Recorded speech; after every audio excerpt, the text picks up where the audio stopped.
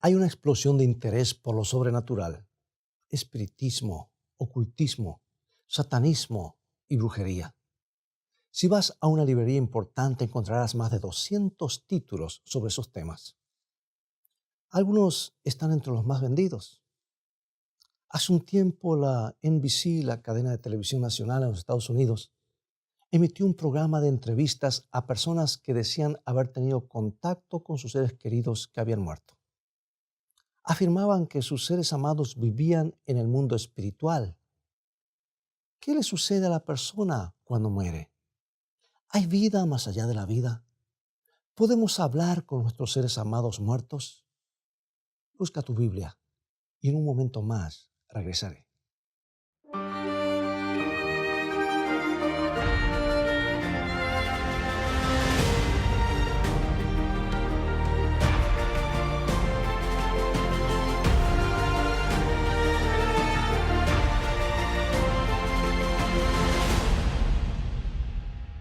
Los musulmanes creen que van al cielo, al paraíso o al infierno, un lugar ardiente y horrible.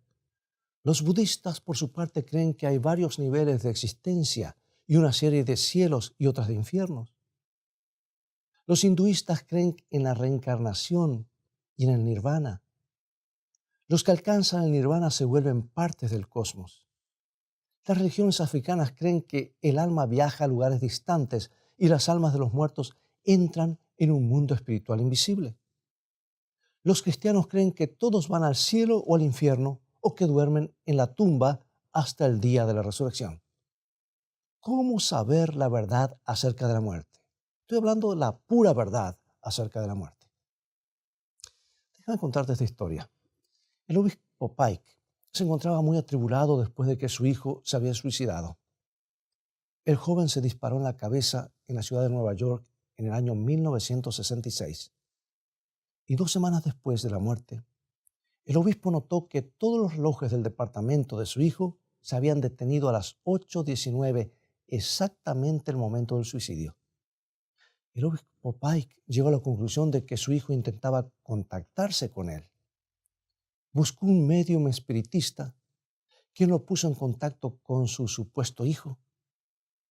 Pike le preguntó a su hijo cómo era la vida del otro lado. Supuestamente le dijo: la vida es maravillosa aquí. ¿Y qué más me puedes decir? ¿Qué me puedes decir de Jesús?, le preguntó el padre. Oh, Jesús está aquí, pero no es más que un buen hombre. Es uno de los profetas.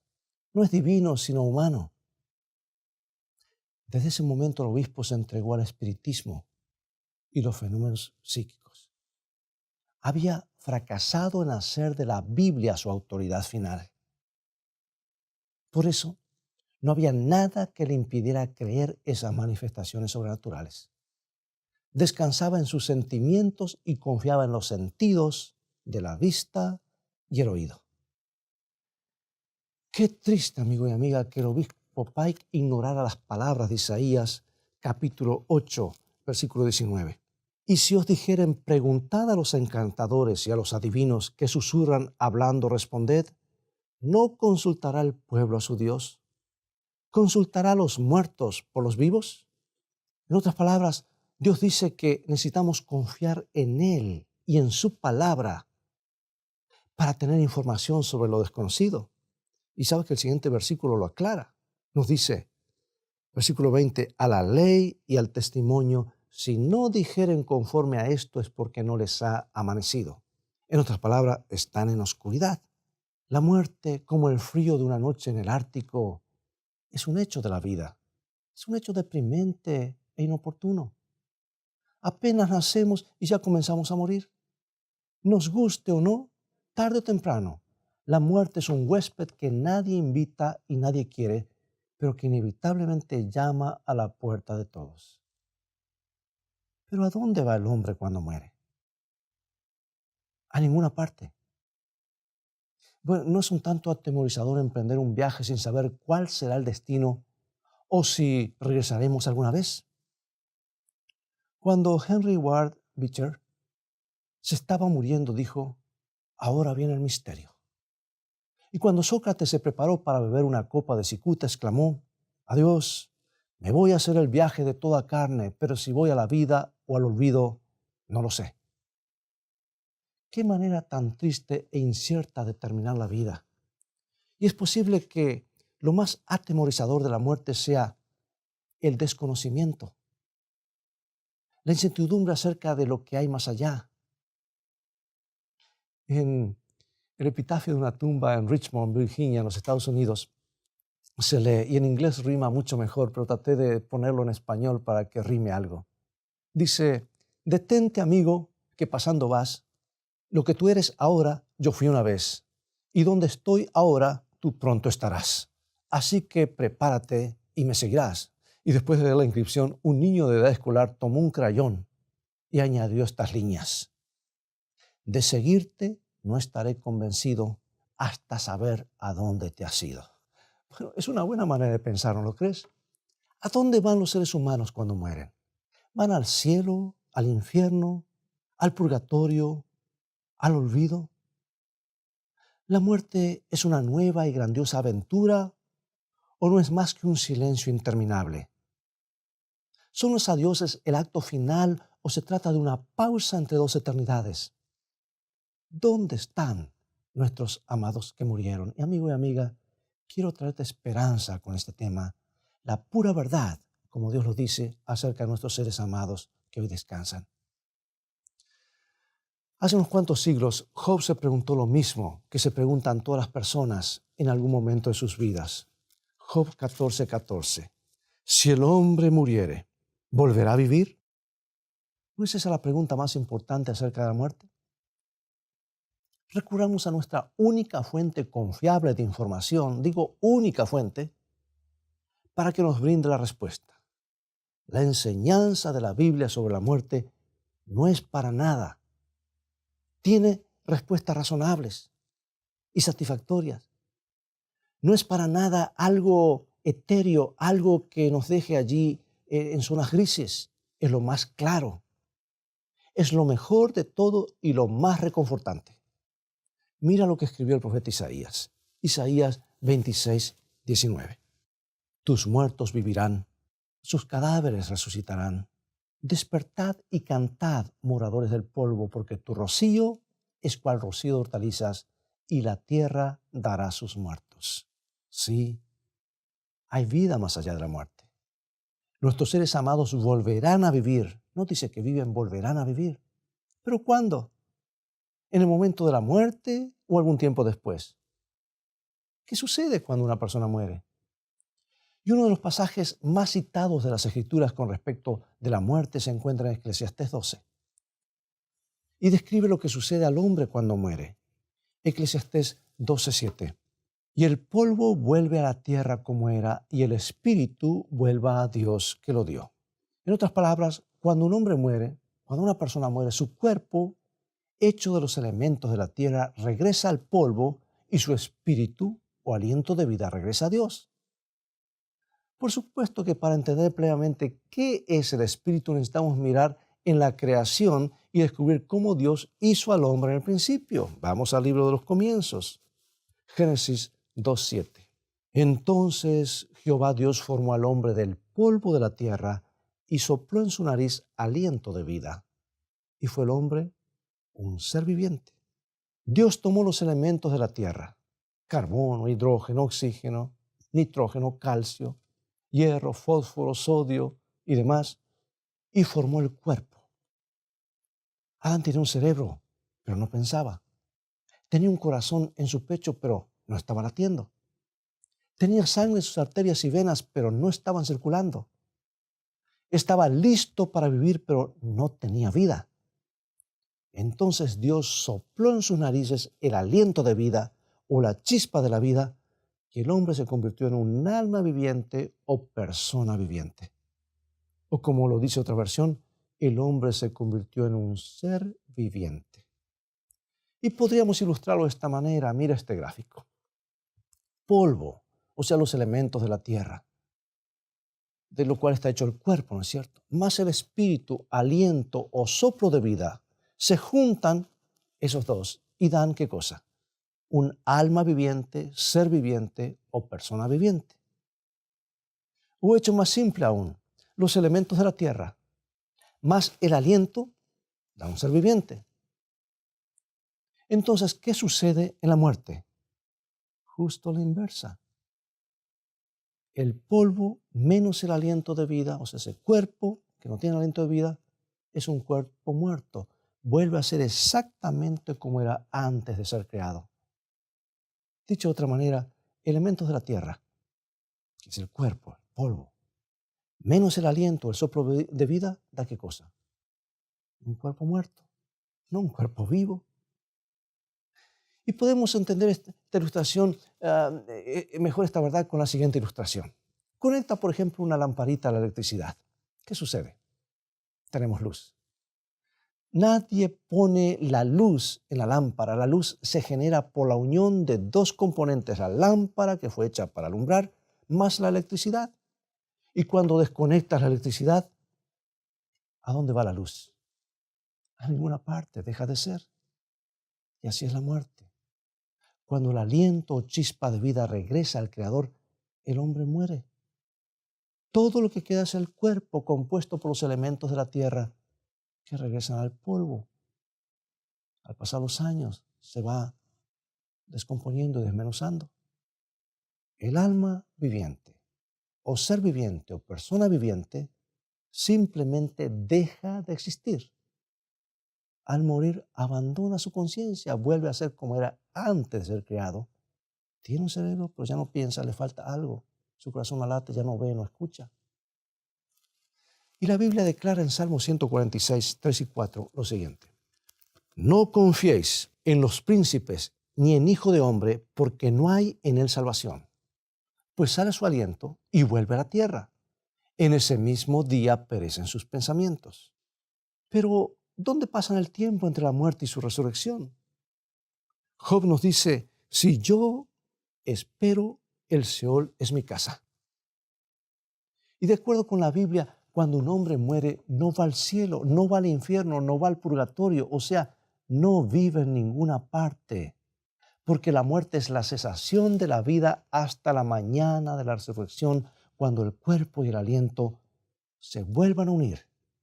Y eso puede hacerlo solamente Dios, y sabemos que lo hará cuando regrese Jesús. Y amigo, aquí hago un pequeño paréntesis. ¿Por qué es importante tener bien claro esto en la mente? Porque a menos que tengamos esto bien claro, a medida que nos acerquemos al fin, habrá más y más manifestaciones sobrenaturales. Y no podremos confiar en nuestros sentidos, nuestros ojos, nuestro tacto, lo que vemos, lo que oímos, sino solamente en lo que Dios dice, porque el enemigo hará toda clase de engaños para pasarnos falsa información y hacernos creer que hay algo que sigue viviendo después de la muerte. Ahora, Eclesiastés, capítulo 9, versículo 5, nos dice lo siguiente.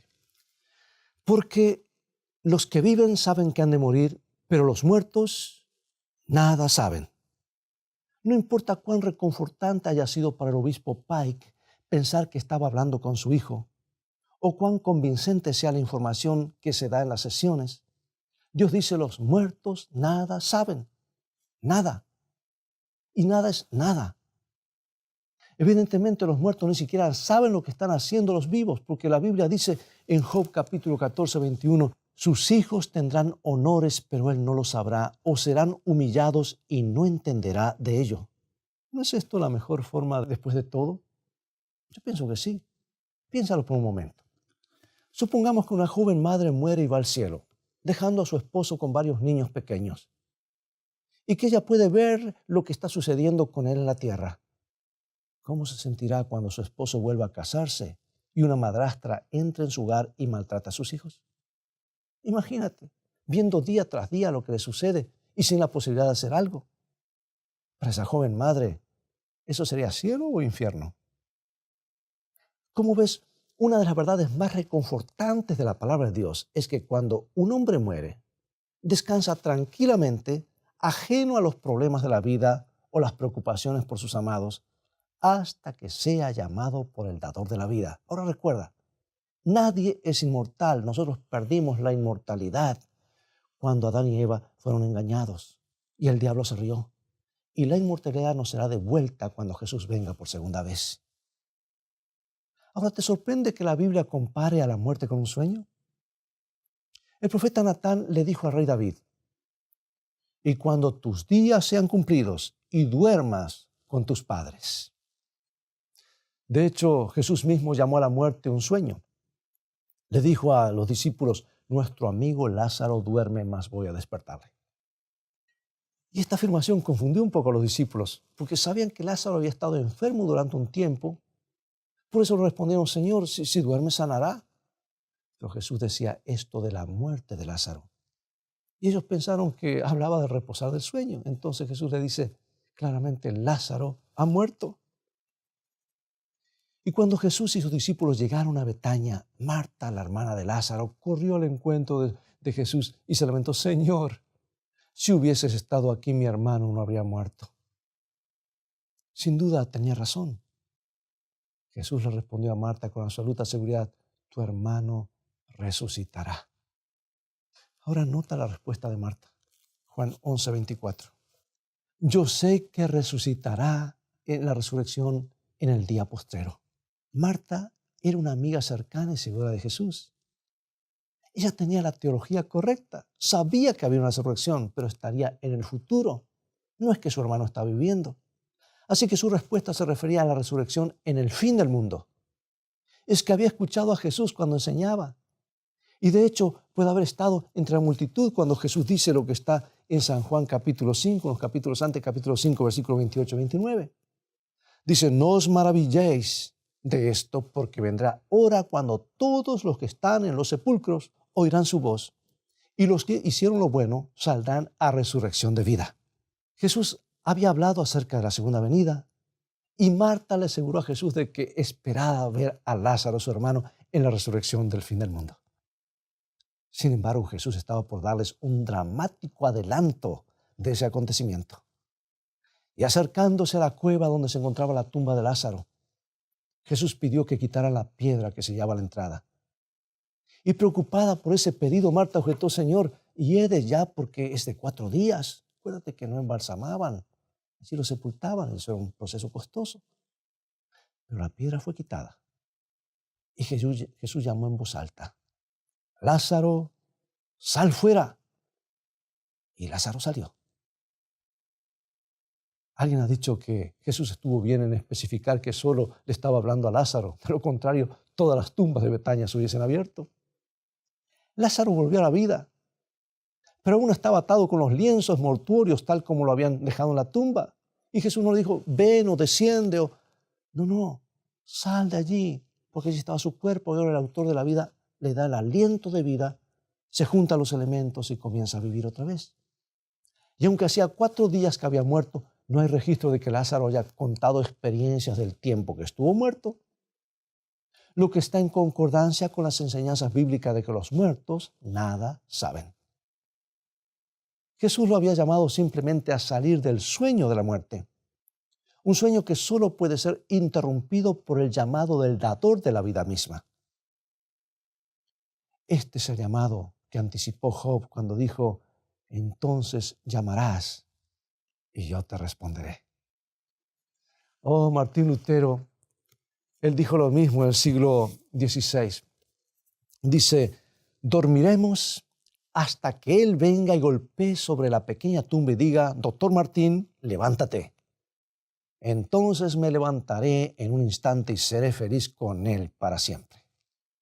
Qué maravillosa esperanza tienen los cristianos de una vida más allá de la tumba. Si tú visitas las afueras de Roma, las catacumbas, que hay muchísimas, hay inscripciones en las tumbas de los que murieron con la desesperanza de los paganos. Esas palabras serán escritas una y otra vez. Son palabras de tristeza y palabras irreversibles. Adiós por toda la eternidad. Adiós para siempre. Sin embargo, en las tumbas de los cristianos se encuentran estas palabras de esperanza y ánimo. Adiós hasta que nos volvamos a ver. Buenas noches. Hasta la mañana. ¿Te gustan esas inscripciones? ¿No es reconfortante tener la esperanza cristiana? Saber que nuestros adioses no son finales. Saber que se acerca una mañana de la resurrección después de la que ocurre la noche de la muerte. Saber que Cristo llamará y nuestros amados que murieron le responderán. El cristiano no tiene por qué estar triste ni lamentar con desesperación como los que no tienen esperanza de reunirse con sus seres amados algún día. Porque este es justamente el mensaje de consuelo que da el apóstol Pablo y que Pablo compartió con los primeros cristianos, los que vivían en Tesalónica. 1 Tesalonicenses 4:13. Tampoco queremos, hermanos, que ignoréis acerca de los que duermen, para que no os entristezcáis como otros que no tienen esperanza. La real esperanza, el real consuelo para los corazones tristes y afligidos, no está en la sesión espiritista, ni en los mensajes confusos del mundo de los espíritus, sino en el Señor Jesucristo. El mensaje del cristianismo auténtico que impactó al imperio romano pagano fueron las buenas nuevas de la resurrección. Los paganos habían perdido la confianza en su religión y la muerte les parecía un abismo oscuro del que no había escape posible. Y Pablo y los primeros cristianos señalaron a la resurrección como la respuesta divina al problema de la muerte. El nefasto enemigo de toda la humanidad es la muerte, pero tenían la esperanza que pronto desaparecería y va a desaparecer. Por la muerte de Cristo en la cruz, su sepultura en la tumba y su gloriosa resurrección, obtuvo la victoria no solo sobre el pecado, sino también sobre la muerte. Y Jesús proclamó triunfante al salir de la tumba. Juan 11:25. Yo soy la resurrección y la vida. El que cree en mí, aunque esté muerto, vivirá. Sí, la resurrección de Jesús, de los seguidores de Jesús, es tan cierta como fue la resurrección de Jesús, de Cristo mismo. Y la pregunta, amado y amada, es ¿cuándo llegará esa feliz ocasión? Tal vez hoy estás de luto, tal vez estás con ese dolor de ese asiento vacío que está en la casa. Toma la promesa de Dios y consuélate con esperanza segura, porque los hijos de Dios nunca se ven por última vez, habrá un reencuentro. Pero ¿cuándo volverán a vivir los hijos de Dios que duermen? El apóstol Pablo nos da la respuesta en 1 Corintios capítulo 15, versículo 20, versículo 22 y 23 también. Dice, mas ahora Cristo ha resucitado de los muertos, primicias de los que durmieron es hecho. Porque así como en Adán todos mueren, también en Cristo todos serán vivificados. Cristo, las primicias, luego los que son de Cristo en su venida. Y más adelante, el mismo pasaje Pablo declara en 1 Corintios 15, 51 y 52. He aquí os digo un misterio, no todos dormiremos, pero todos seremos transformados en un momento, en un abrir y cerrar de ojos, a la final trompeta, porque se tocará la trompeta y los muertos serán resucitados incorruptibles y nosotros seremos transformados. Entonces Pablo dice, ¿cómo serán transformados? Versículo 53. Porque es necesario que esto corruptible se vista de incorrupción y esto mortal se vista de inmortalidad. O sea que nuestros cuerpos serán cambiados cuando Cristo regrese. Y él dice en otra sección, en otra parte, mas nuestra ciudadanía está en los cielos, de donde también esperamos al Salvador, al Señor Jesucristo, el cual transformará el cuerpo de la humillación nuestra para que sea semejante al cuerpo de la gloria suya. Filipenses capítulo 3, versículos 20 y 21. Y David dijo que estaría satisfecho cuando despertara del sueño. Leamos en Salmo 17:15. En cuanto a mí veré tu rostro en justicia, estaré satisfecho cuando despierte a tu semejanza. Puede que no sepamos exactamente cómo serán transformados nuestros cuerpos, pero cualquiera sea el cambio, estaremos satisfechos. Y ahora, amado y amada, a manera de conclusión, ¿qué decir de la reunión con nuestros amados que murieron? El apóstol Pablo lo describe de una manera hermosa. 1 Tesalonicenses 4, 15 al 17. Por lo cual os decimos esto en palabra del Señor, que nosotros que vivimos, que habremos quedado hasta la venida del Señor, no precederemos a los que durmieron. Porque el Señor mismo, con voz de mando, con voz de arcángel y con trompeta de Dios, descenderá del cielo, y los muertos en Cristo resucitarán primero. Luego nosotros, los que vivimos, los que hayamos quedado, seremos arrebatados juntamente con ellos en las nubes para recibir al Señor en el aire, y así estaremos siempre con el Señor. ¿Podrían haber palabras más alentadoras? Oh, amado y amada, qué esperanza gloriosa. Cuando Jesús emerja entre los cielos y contemple las tumbas polvorientas de sus amados que duermen, tal vez hechos polvos, tal vez perecieron en el mar, pero el Señor conoce la identidad y recreará esos cuerpos, y su poderosa voz los llamará de la misma manera que llamó a Lázaro: sal fuera. Y las tumbas en miles de colinas alrededor de la tierra se abrirán de par en par. Los muertos escucharán su voz y saldrán fuera. Familias y amigos se reunirán para no apartarse nunca más. ¿Qué día será? Ninguna pluma puede describirlo. Ese es el futuro que el Calvario ha hecho posible. Ver a nuestro Señor cara a cara, unirnos con los amados que han dormido en Jesús. ¡Cuánta esperanza le brinda este pasaje al corazón humano! Pero la pregunta más importante de todas, que debe ser respondida, es: ¿cómo puedo tener la seguridad ahora mismo de que obtendré la victoria sobre la muerte y sobre la tumba? La promesa divina de vida eterna es muy clara. El que tiene al Hijo, tiene la vida. El que no tiene al Hijo de Dios, no tiene la vida. ¿Deseas aceptar a Jesús como tu Salvador y Señor? Acompáñame en oración.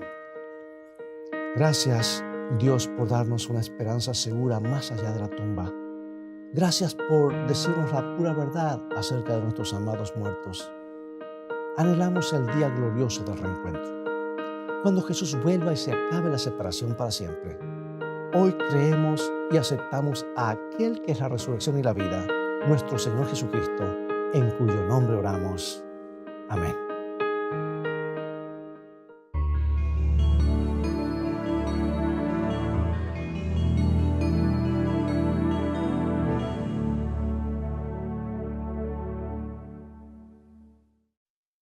Bien, llegó el momento de despedirnos y te invito a continuar estudiando los mensajes de esperanza de la palabra de Dios.